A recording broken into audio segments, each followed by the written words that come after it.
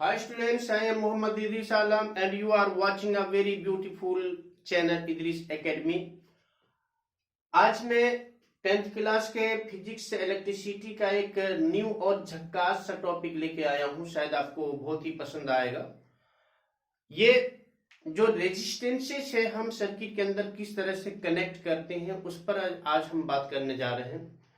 इसमें से क्या है कि रेजिस्टेंसेस को हम दो वे से कनेक्ट करते हैं। connection of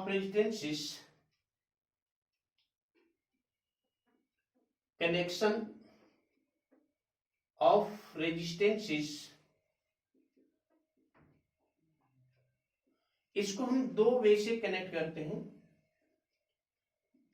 फर्स्ट तरीका है कि सीरीज में resistances can be connected in series और दूसरा है क्या, दूसरा है पैरेलल। अब सीरीज और पैरेलल में फर्क क्या है? सीरीज में भी हम जोड़ते हैं और पैरेलल में भी हम जोड़ते हैं। सीरीज में क्या है कि जब हम मोर देन टू रेजिस्टेंसेस और टू और more resistances can be connected end to end, तो उसको हम क्या बोलते हैं? रेजिस्टेंसेस इन सीरीज या connection of resistances in series में। आप ये चेक कर लीजिए, अगर इस तरह से रेजिस्टेंसेस को अगर हम जोड़ते हैं, लार्ज नंबर ऑफ रेजिस्टेंसेस को अगर इस तरह से हम जोड़ते हैं, यानी कि ये R1 है, ये R2 है और ये R3 है, रेजिस्टर्स को ये जुड़ा हुआ है, ठीक है। तो ये क्या है कि एक यहां से है, एक एंड यहां पर है, एक यहां पर है, कि इसका एंड इसके साथ में है और इसका एंड इसके साथ में, इसका एंड इसके साथ में। इस तरह से हम क्या करेंगे, लार्ज नंबर ऑफ रेजिस्टेंसेस को एक साथ में जोड़ सकते हैं। ऐसे कॉम्बिनेशन को बोलेंगे क्या? सीरीज कॉम्बिनेशन, ठीक है। इसमें से सीरीज कॉम्बिनेशन में होता क्या चीज है कि यहां पर क्या है कि इसके कुछ न कुछ कैरेक्टर्स होता है। इसमें कैरेक्टर्स क्या है कि अगर हम इसमें होता क्या, नंबर फर्स्ट में सभी रेजिस्टेंसेस का कॉमन स्विच होता है। एक बार ऑन किया तो सभी ऑन और एक बार ऑफ हुआ तो सभी ऑफ, ठीक है।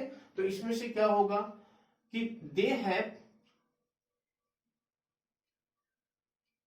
क्या होगा, they have common switch, common switch होता है, ठीक है।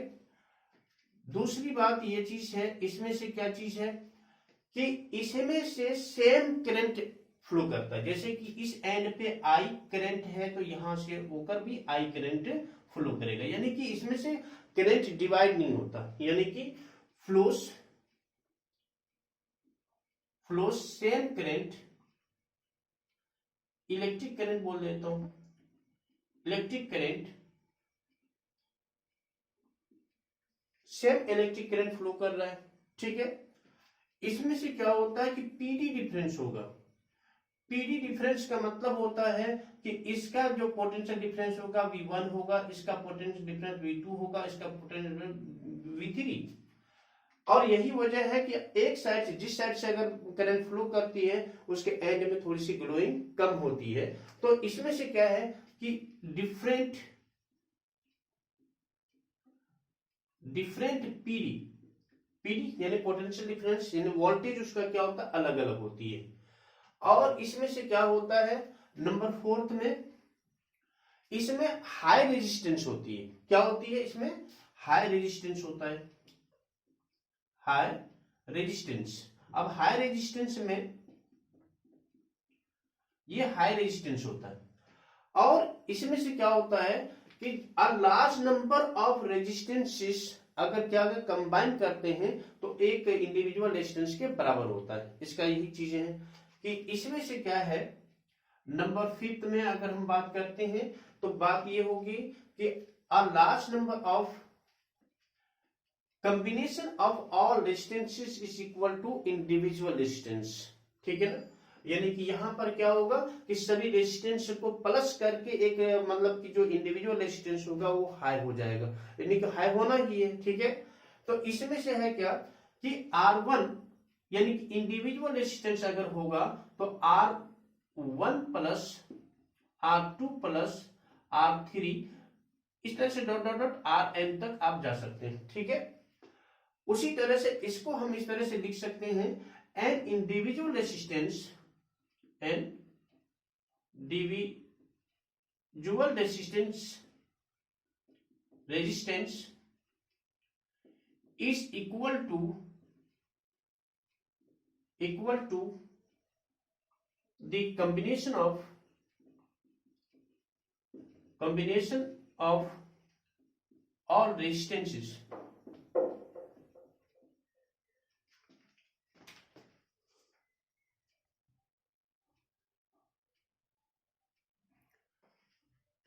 हाँ, तो क्या बोल रहे थे कि आर यानी individual resistance is equal to the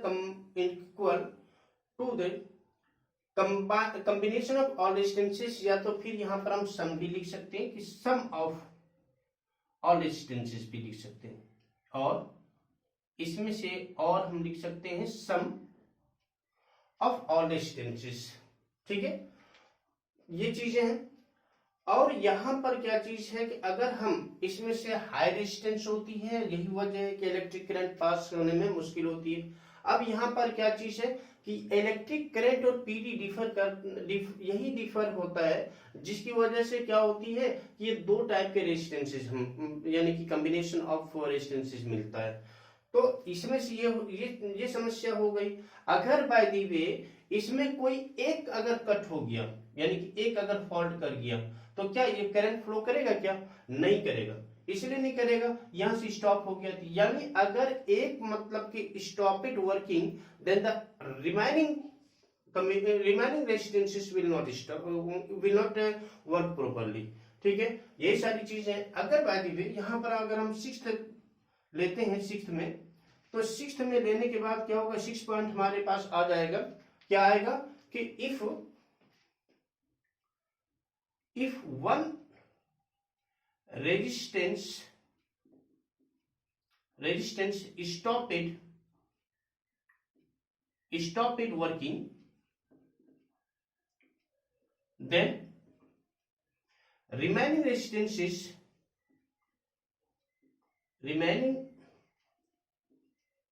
resistances will not work properly. Properly का मतलब होता है कि वो प्रॉपरली का मतलब होता है कि वो भी मतलब स्टॉप हो जाएगा, वो भी काम नहीं कर पाएगा। ठीक है, ये हमारे पास में हो गया क्या, सीरीज के अंदर में। दूसरे साइड में है हमारे पास पैरेलल कॉम्बिनेशन के अंदर में हमने क्या यानी कि यहाँ पर क्या होता है कि जब एक रेजिस्टेंस को, जैसे यहाँ पर आप मैं सर्किट बनाकर दिखा देता हूं, ये करंट फ्लो करेगा इधर से। हम जानते हैं कि पॉजिटिव से नेगेटिव, पॉजिटिव पर हाई पोटेंशियल होती है, जबकि नेगेटिव पे लो पोटेंशियल होती है।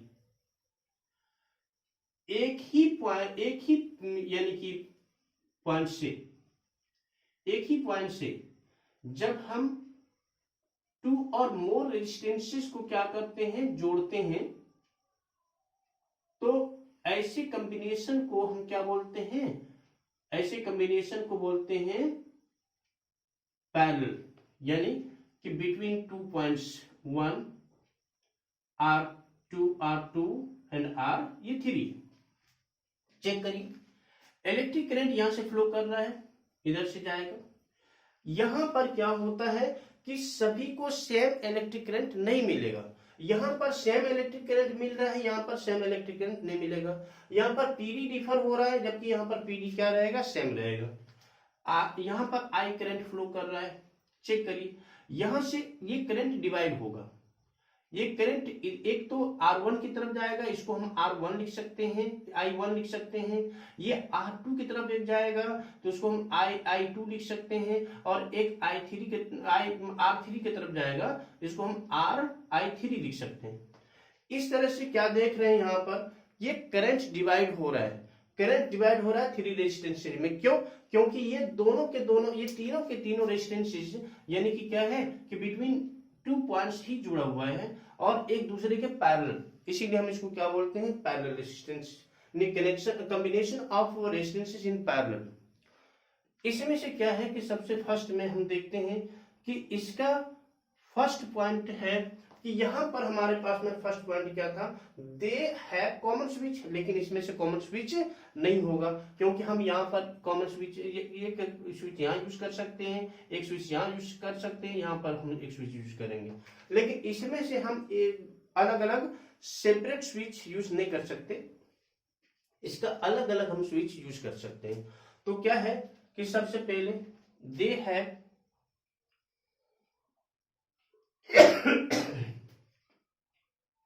they have separate switch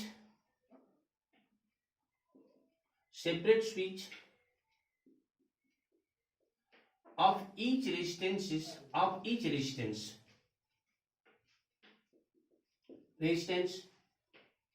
इसमें से क्या है कि हर रेजिस्टेंस का क्या होता है कि सेपरेट स्विच होता है इसमें, है ना। अब यहाँ पर हमारे पास कोई ऑप्शन नहीं था कि हम इसमें से सेपरेट स्विच यूज कर सकते थे, लेकिन यहाँ पर हम सेपरेट स्विच यूज कर सकते हैं, ठीक है। यहाँ पर सेकेंड पॉइंट में हमने क्या लिखा था कि यहाँ पर फ्लो सेम इलेक्ट्रिक करंट, लेकिन यहाँ पर क्या हो रहा है, सेम इलेक्ट्रिक करंट फ्लो हो रहा है, नहीं, करंट डिवाइड हो रहा है। इसको हम लिख सकते हैं ना different electric current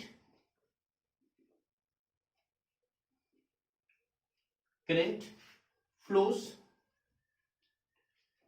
through each resistor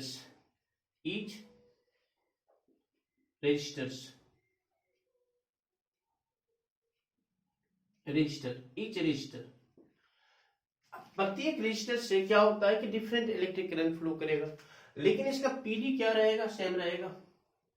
PD क्या रहेगा, इसका सेम, वोल्टेज सेम रहेगा, और वोल्टेज सेम रहेगा, यही है ना, ये वर्क प्रॉपरली करेगा। हर किसी को अपने मतलब कि क्या होगा कि उसके रेजिस्टेंस के अकॉर्डिंग उसको क्या मिलेगा कि वोल्टेज मिल जाएगा। यहां पर हम लिख सकते हैं, इसमें से क्या लिख सकते हैं, सेम पीडी, इसमें क्या होता है, सेम पीडी होता है।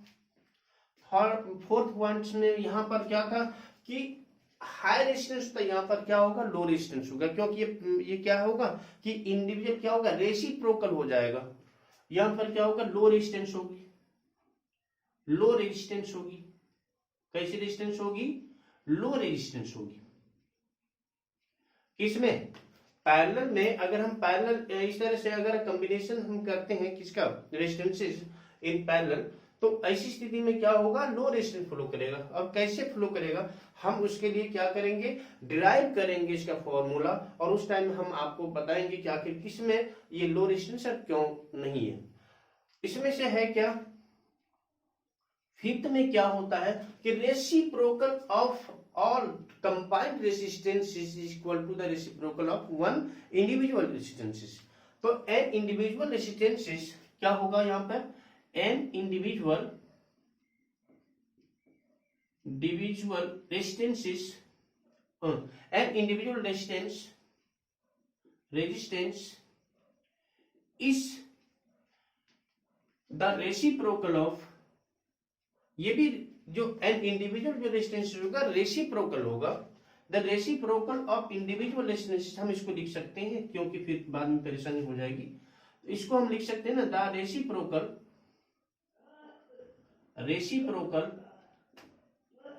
ऑफ इंडिविजुअल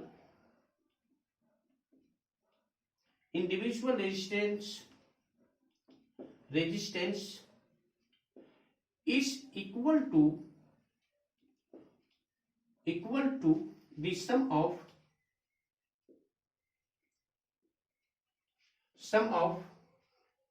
क्या लिख सकते हैं, equal to the sum of the reciprocal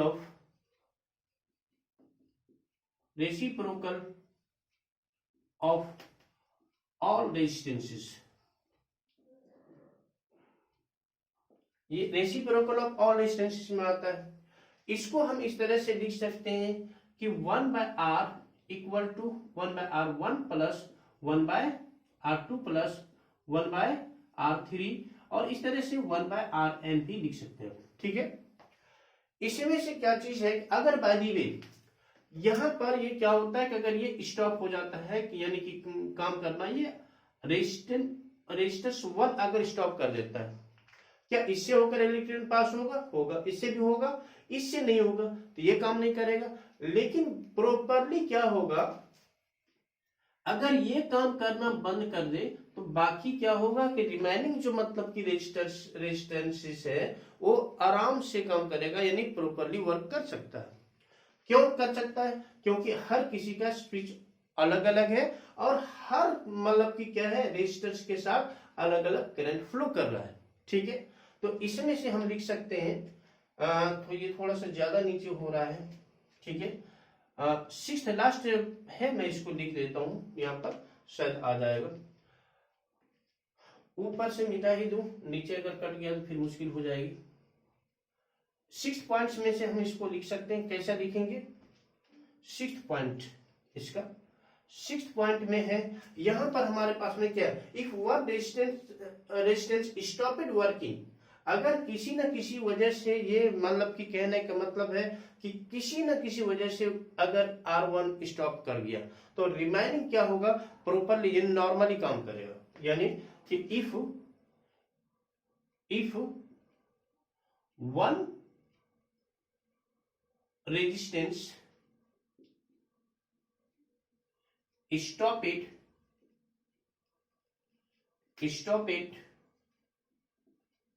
working, then the remaining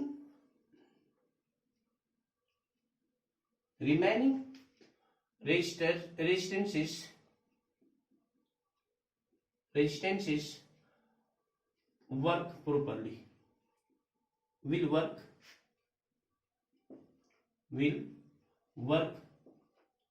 properly, और नॉर्मली हम लिख देते हैं नॉर्मली।